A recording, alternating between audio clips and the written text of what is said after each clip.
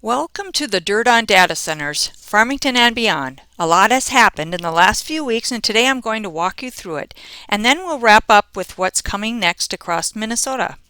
First, Farmington. At the Farmington City Council meeting on February 2nd, 2026, things got contentious, especially during the public comment portion and after. There was a heated exchange between the mayor and some residents after several people spoke. Clips from that recorded meeting were posted online by South Metro Scoop. One posting went viral on Instagram, currently at 3 million views.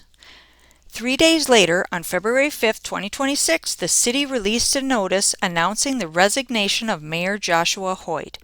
In his resignation letter, he cited a need to focus on his mental health. Councilmember Nick Lean will serve as the interim acting mayor. The council is expected to discuss next steps in filling the mayor's seat during the March 2nd council work session. In other news, county records show Tract purchased the Fountain Valley Golf Course for $8,025,507. County records show the sale closed February 6, 2026. Bottom line, no more extensions from the sellers, Bryce and Carol Olson. It's closed. Now an update on the lawsuits involving the city and the proposed data center development. There's been a lot of confusion about what cases exist, what's already been decided, and what happens next. Here's where things stand. There were two separate lawsuits filed against the city. Those two cases have since been consolidated, meaning they are now being handled together as one combined matter in court. The plaintiffs, meaning the parties bringing the lawsuits, include Castle Rock Township, several individual plaintiffs, and a locally organized opposition group. The defendants, meaning the parties being sued, include the City of Farmington, the developer Tract, Independent School District 192, and the owners of the golf course property. Both of the original lawsuits were challenged through what's called a motion to dismiss. In simple terms, a motion to dismiss asks the judge to throw out a case at the start, before it moves forward, usually arguing the claims are legally insufficient. In this case, both lawsuits survived those motions made by the City of Farmington. Most recently, on November 14, 2025, the court denied the city's motion to dismiss the second lawsuit, the one brought by the township. After that denial, the city's legal team took an additional step. On December 5, 2025, the city filed a request asking the judge for permission to reconsider her decision. Courts require a showing of compelling circumstances, something genuinely new or something material that was overlooked, before they even allow that kind of motion.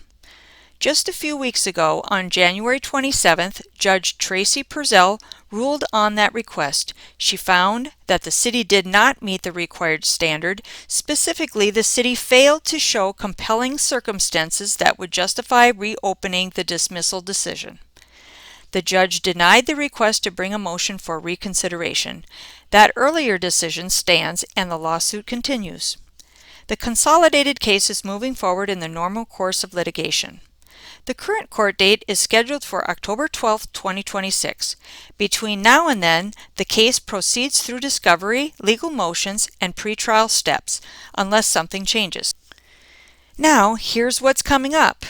The Minnesota legislative session begins Tuesday, February 17th. A rally is being held on February 18th at the Minnesota State Capitol in the Central Rotunda. This is described as a nonpartisan event aimed at raising concerns over the rapid and often opaque development of hyperscale data centers across Minnesota. Organizers are calling on state elected officials to implement stricter regulations and pass legislation during the 2026 session to protect water resources, the energy grid, and community impacts. And finally, in other news, the City Council in Pine Island voted unanimously on February 4, 2026 to approve a property tax abatement as part of an incentive package tied to a proposed data center project there. Reports describe the incentive as about $36.6 million in total abatements, structured in two parts over a couple decades, connected to Project Skyway. This has been the Dirt on Data Centers. Stay informed and stay engaged. Thanks for watching.